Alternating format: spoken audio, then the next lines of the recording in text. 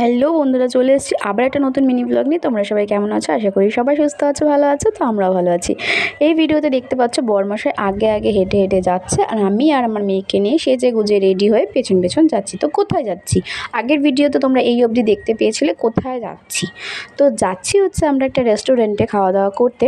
হঠাৎ করে রাত্রেবেলা ফোন করেছিল ছোটো ননদ যে আমরা একটু বেরোবো রাত্রে খাওয়া দাওয়া করতে, তো রেডি হও। তো আমি বললাম, প্রথমে নানা করছিলাম যে না, রান্না বান্না আছে, ঘরের কাজকর্ম আছে, তো আজকে যাবো না, আমাকে প্ল্যান থেকে বাদ দাও, তোমরা যাও, অন্য সময় যাবো। তো বললো না, নাছোড়বান্দা যেতেই হবে।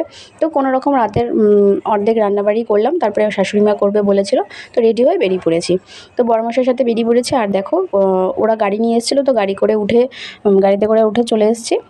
রাস্তায় যেতে যেতে একটু ভিডিও করছিলাম, তো আমরা একটু হাসি মজাও করছিলাম।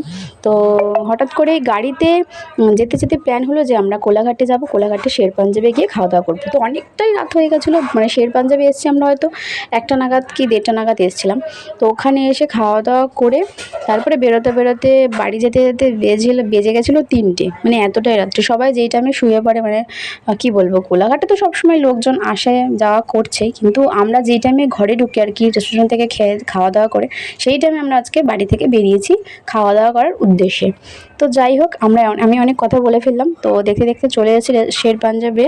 আর ওখানের পরিবেশটা এতটাই সুন্দর, তোমরা যে গেছো শেষে জানো হয়তো, আর যে যাওনি শেষে গেলে কোনোদিনও তাহলে বুঝতে পারবে।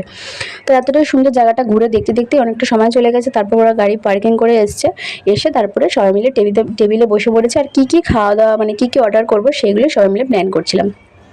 তো সবাই মিলে প্ল্যান করার পরে সবাই এটা ডিসিশন নিল যে বাটার রুটি টাইপের একটা কি নান বলে, যাই হোক ওটা নিয়েছে, একটা চিকেন ভর্তা নিয়েছিল, আর একটা বাটার পনির মশলা টাইপের একটা তরকারি নিয়েছিল, আর এইদিকে নিয়েছিল মিক্সড ফ্রাইড রাইস, আর ওদিকে নিয়েছিল চিলি চিকেন। তো এটাই সবাই মিলে মানে ভাগযোগ করে খাওয়া দাওয়া করলাম। আর খাবারগুলো এতটাই টেস্টি ছিল, মানে দারুণ টেস্ট ছিল। অল্প খেয়েছি, মন ভরে গেছে, তো পেটও ভরে গেছে।